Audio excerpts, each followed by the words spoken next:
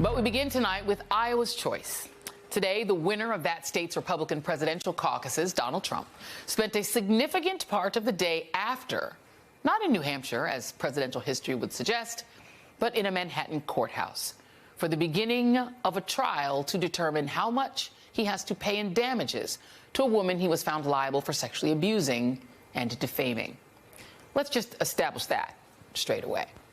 Because Donald Trump's victory in Iowa is being sold as a great night for him, since it solidifies the 4 times indicted former president's place atop the Republican field. When you really get down to it, though, it is a win that's as unimpressive as it is uninspiring. Yes, it shows the Republican Party is still Donald Trump's party. Although getting 51% while basically running as a presidential incumbent isn't a great sign, since, real talk, 48% of Iowans said actually maybe not and voted for one of the also-rans, Florida Governor Ron DeSantis and former UN Ambassador Nikki Haley. Now, the problem for them and their potential path forward, especially for Haley, is clearly spelled out right there by Iowa Republican caucus goers. About 2/3 of them said Donald Trump would still be fit to be president if he were to be convicted of a crime, according to NBC News entrance poll results.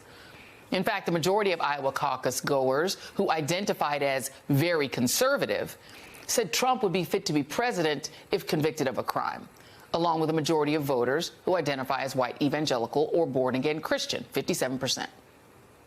And that's where the real problem for the also-rans lies: white evangelical voters. Trump not only seems to have worked out his 2016 problem with evangelical voters, he's consolidated them around him. 55% of Iowa's caucus goers identified as white, born-again, or evangelical Christian. And among them, 53% chose Donald Trump. 27% Ron DeSantis, 13% chose Nikki Haley, with 7% picking Vivek Ramaswamy.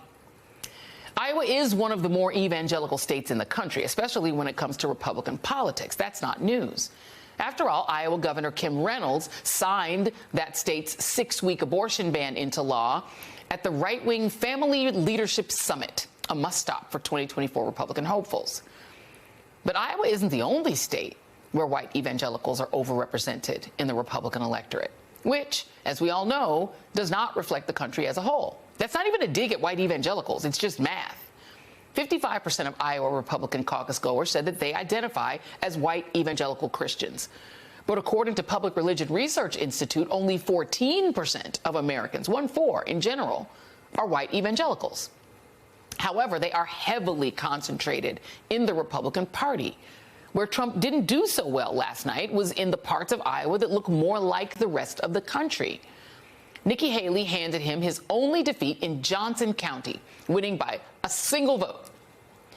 That county is home to Iowa City and the University of Iowa, you know, a diverse college town, likely full of the same type of college-educated or independent voters that Haley is banking on as she moves on to New Hampshire. While Ron DeSantis went straight to South Carolina today in the hopes that he can peel off a tiny remaining sliver of white evangelicals from Trump there. But for Nikki Haley, the question becomes, where do you go? And while she's likely to do well with New Hampshire's large number of independent voters, success there could just be the beginning of a pipe dream. Although she did show one little bit of gumption today, refusing to participate in any more debates unless Donald Trump participates. Now, a planned New Hampshire debate scheduled for Thursday has been scrapped. But after New Hampshire, for Haley, it's back to her home state of South Carolina, which happens to have an even higher percentage of white evangelical voters. And the numbers only get more daunting come Super Tuesday.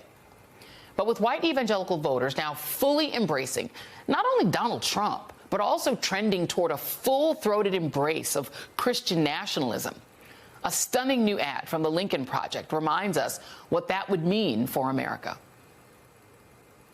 And on the 8th day, God looked down on his planned paradise and said, I need a man to test the will and goodness of a free people.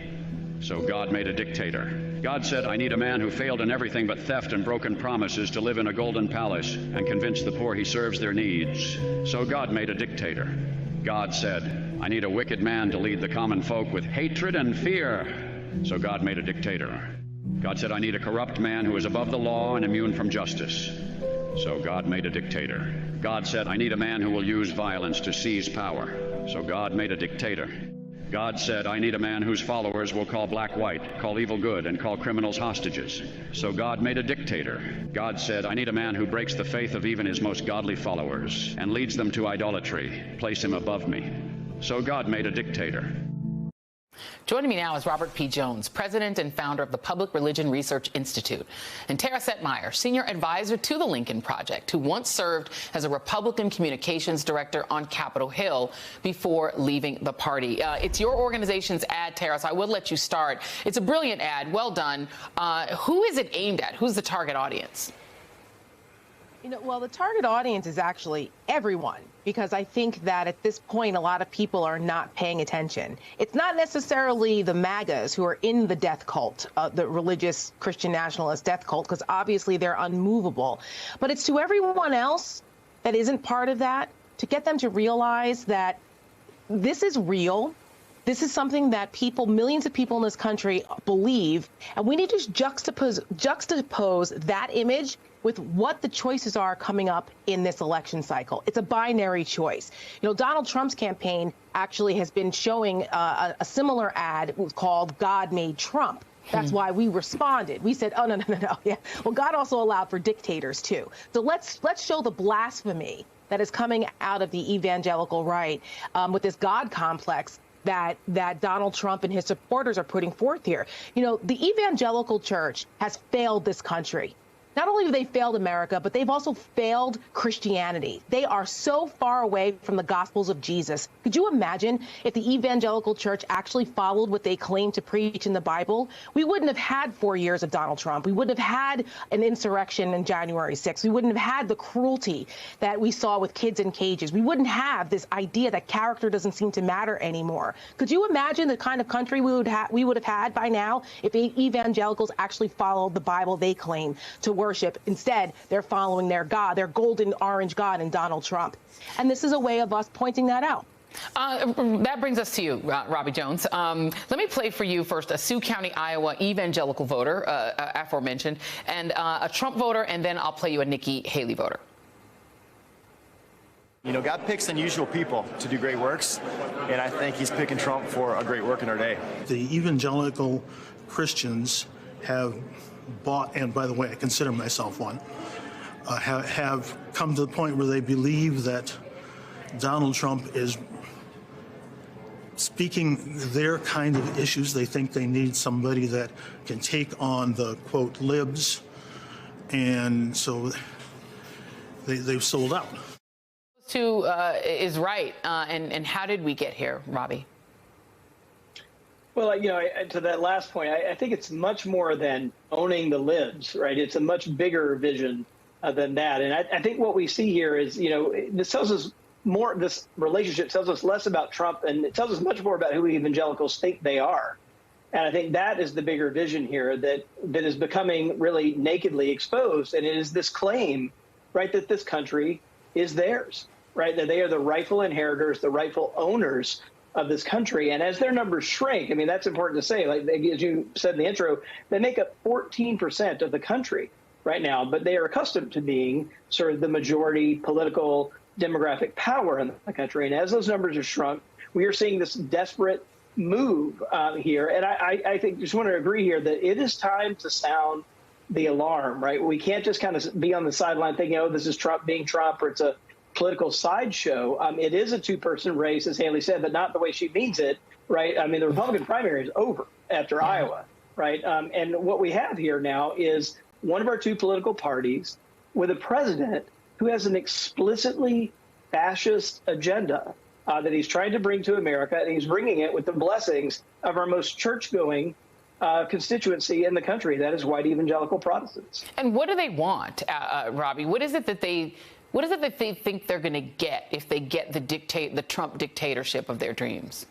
Yeah. Well, I think we've got some, clues in the data here. We have, for example, 2/3 of white evangelicals qualify as Christian nationalists who think that, for example, the U.S. law should be based on the Bible and the U.S. should declare itself to be a exclusively Christian nation. We have we asked explicitly about a white Christian nation. We have a majority of white evangelicals who agree that this nation was ordained by God to be a promised land for European Christians. Right? That's the positive vision.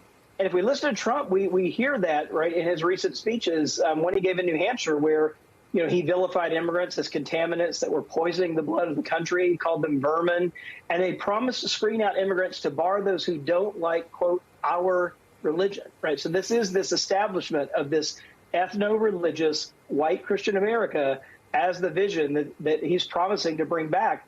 And evangelicals are really all in on that project.